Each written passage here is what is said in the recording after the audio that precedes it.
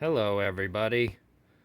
This will probably be a slightly annoying video to watch, but I just want to take a few minutes, basically, and do a victory lap with this insane pickguard that I made for the guitar I'm now dubbing the Blue Blazer, as a tribute to Owen Hart, who I share a birthday with, but anyways, the guitar is just so fucking blue. It's like, kind of, how can you not? So, here to the dumb part, and I will admit it, is that this is a surface mount, like mount to the body P90.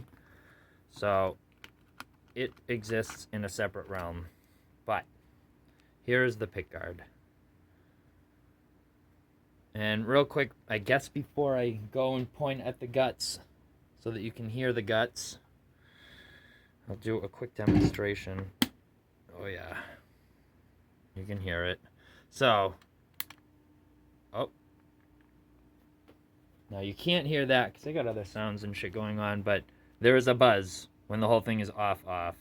That seemed quieter when I had this pickguard on the body, and the aggressive amount of shielding and everything, I think, draws like a ground, and I'll show a little bit more of that in a moment. But, so what we have here is this top set of controls, each correspond to the pickup, simple on and off.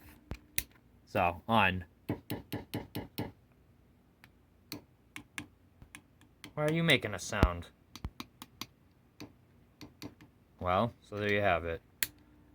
Buzz again, no sound, sound, no sound.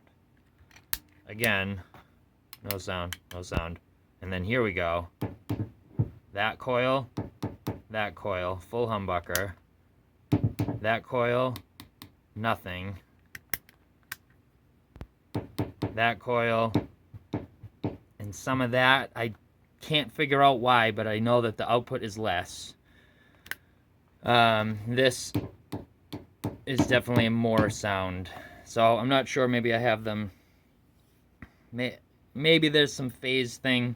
I had it going differently this morning, and then I realized that when I had this switch this way, it engaged this switch this way, it engaged this, and I switched some wires. Anyways, here we are.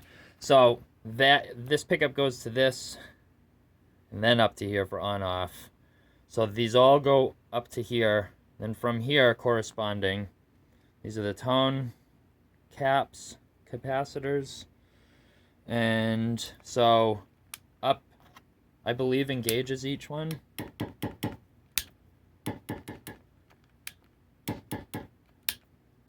To be honest, I might have fucked these up, and this shit might be a little bit off, but I am kind of convinced that by the end of this whole experience with these switches, that I have a pretty good understanding of them, because it's just super basic circuit board. Like, I was overthinking kind of all of it.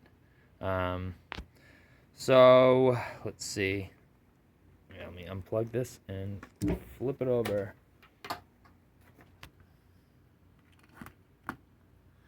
Oh, in excellent news, the plastic chrome chipped off of this P90 before I ever even got to hear it. So pretty into that. So up here we have these wires go up there and connect in, and then that's the out, and by that having nothing in it, that's dead, so that's what turns it off. And so in and in, it's all the same. Those are all the same. This was the whole pain in the ass to figure out how to do it. And the yeah, I mean, it's, you know, it's fine. Basically the red and the white are the coils. That's what connects the humbuckers. So you have to keep those, they have to stay jumped together. That was the thing that I learned about. I kept trying to split them up and have them join together, but they just have to stay together. And the way that the switch actually works, like all the other three-way switches in the world, when you turn it to one position, it interrupts the other. So when I have it facing the, you know, the bridgemost coil position, it's actually disabling the left one, which leaves only the right one playing. Whatever, you kind of get what I'm saying. And if not, fuck it, who cares? So anyways, these middle ones is all the outputs.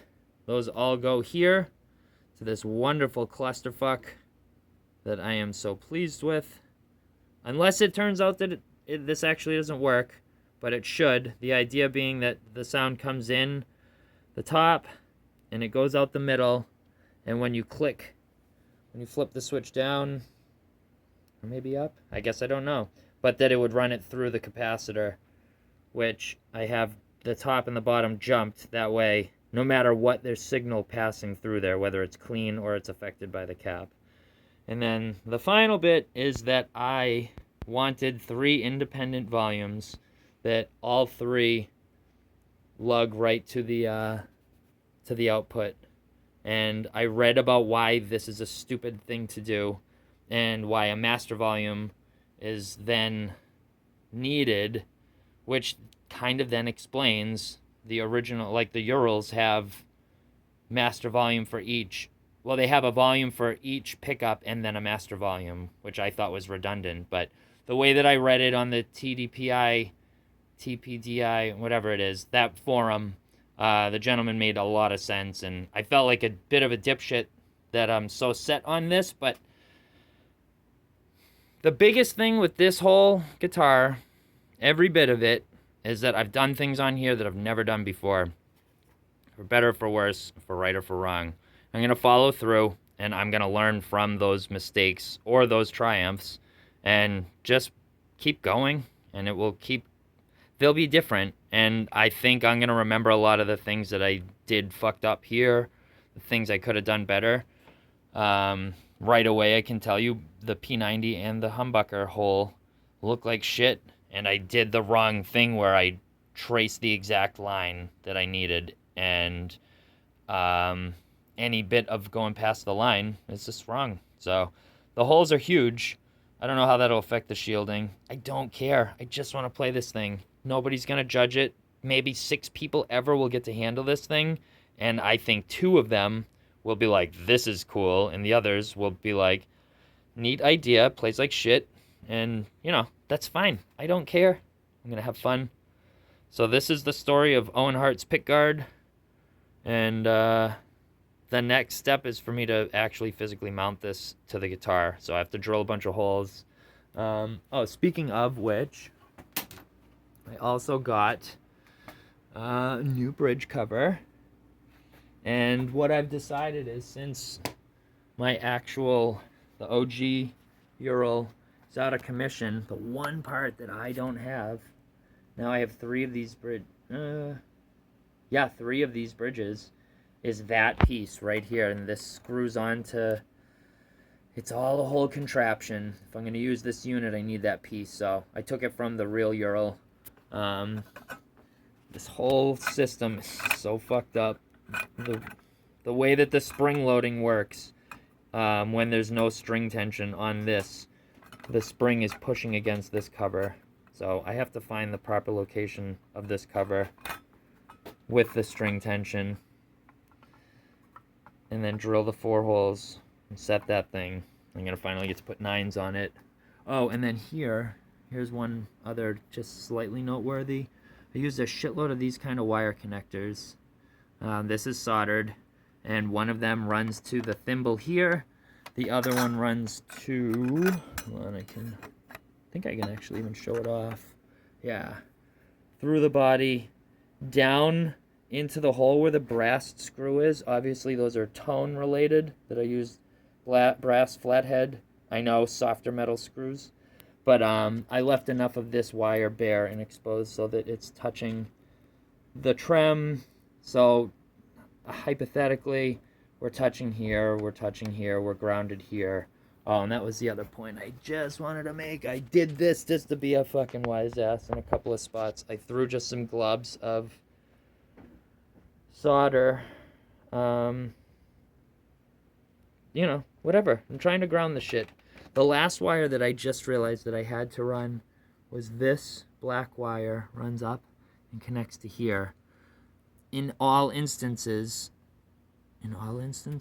I have connected grounds from each pickup, all ground to here. And then from here, I have a ground that runs to the jack, that runs back across the volumes. I feel like there's some way that these two need to connect each other, and then I have actually connected the whole circle. Huh. Maybe I should do that. Well, shit. Alright, that's the end of this video for now. Okay. Yeah, thanks for following this, because it's a weird journey, and I am enjoying every bit of it, as incorrect as most of it is. Alright, Crap Factory out.